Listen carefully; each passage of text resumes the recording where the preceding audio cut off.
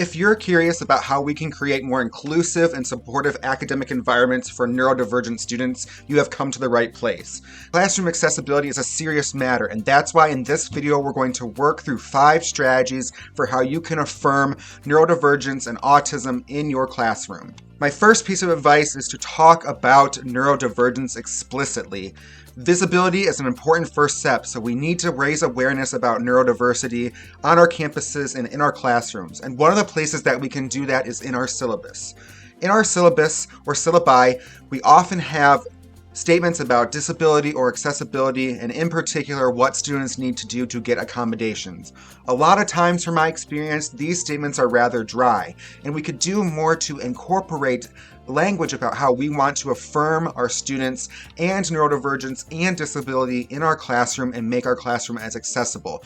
This can often be an invitation for your students to come talk to you about things that can help them succeed in the classroom. Now, we can also raise awareness about neurodiversity in a lot of other ways. For example, we can assign autistic authors when we're thinking about our course readings. We can include readings about ADHD or dyslexia.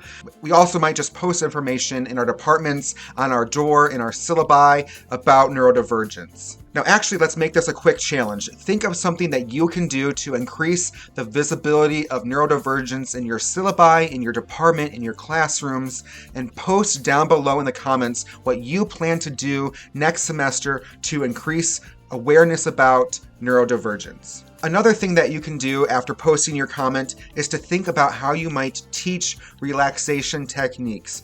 There's a lot of anxiety that goes hand in hand with neurodivergence, especially as it relates to participation.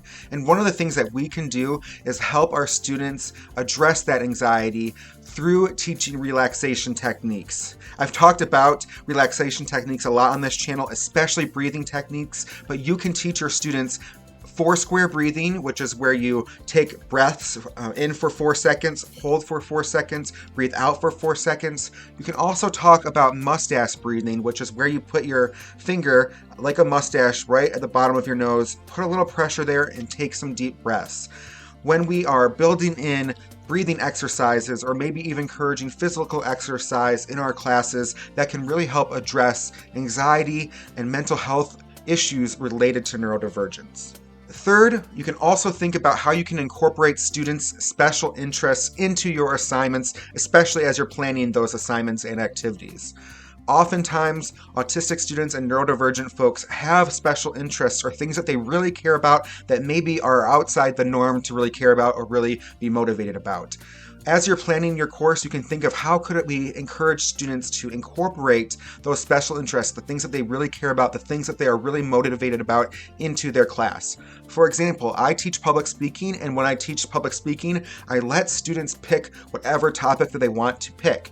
I often encourage them to explore things that they really care about as they're approaching that speech. I also do this in other classes when I'm thinking about papers. Really encouraging students to go outside the box, and as we do that, and even as it might seem peculiar to us, we are encouraging students to be more motivated in the classroom by allowing them to focus on their special interests and what motivates them.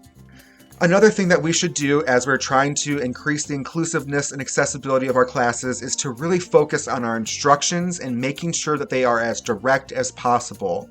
We really want to make sure that students are seeing from point A to point B to point C and how they can succeed on an assignment or in a class activity. And that clear direction can really help with ambiguity and helping students feel more comfortable with what they are doing.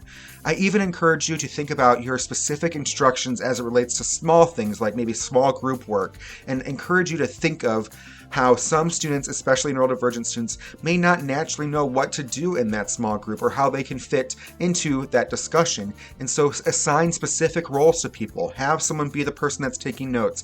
Have someone be the person that's supposed to facilitate the conversation. Have someone be the person that is preparing to share with the rest of the class. That way students know their roles, they can get into that role quickly and avoid maybe some of the awkwardness that might come from not really knowing what the student is supposed to be doing at a given time. Another thing that you can do is to think about providing specific breaks. Having students have moments where they can just sit there, think and process about what just happened, and take a moment to take a break from thinking or engaging in new material can be really helpful for creating more inclusion in your classroom. Having specific breaks can help increase attention in the times that there are not breaks. And think about this, a lot of people use what's called the Pomodoro technique, which is 25 minutes of writing, 5-minute breaks. You can kind of think about that in terms of your class, having 25 or so intensive minutes devoted to something, and then 5 minutes more towards a break or a reflection time or a time where students are writing to themselves, and that can help students feel more included and prepared to engage in that classroom. But of course, as students and teachers are working to create more inclusive and accessible classrooms, there's much more that we can do to make sure students are welcomed into higher education. And departments play a critical role in that. Departments can either support these efforts or they can dramatically hinder efforts at creating accessible and inclusive environments. And so we're going to take some time in our next video to really focus on that and talk about what departments should be doing to support neurodivergent students. So check it out. Thank you for watching. Talk to you next time.